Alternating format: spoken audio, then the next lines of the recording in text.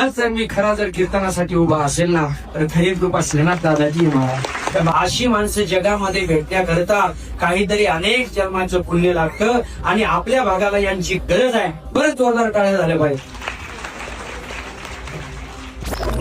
आपल्या भागाचं वैभव जनसेवक म्हणून ज्याला ओळखलं जातं खऱ्या अर्थाने आमचे श्रीनाथ दादा लागे यांच्याबद्दल जोरदार टाळ्या झाल्या पाहिजे.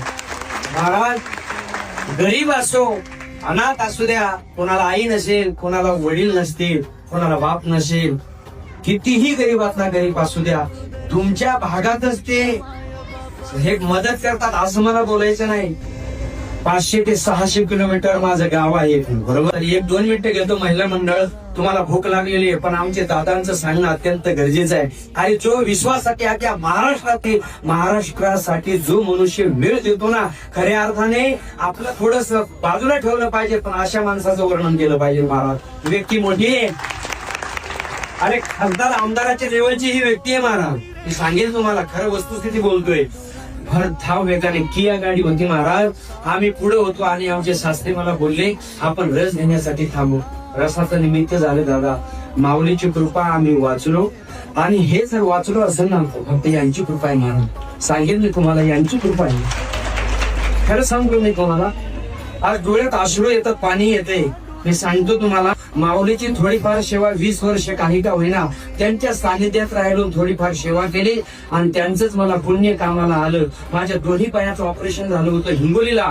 तिथे झाल्याच्या नंतर ते डॉक्टर म्हटले तुम्ही जाऊ शकता आळंदीला. आळंदीला आलो आणि आळंदीला आल्याच्या नंतर आंघोळ वगैरे करायला वाटलो, काही प्रॉब्लेम नाही.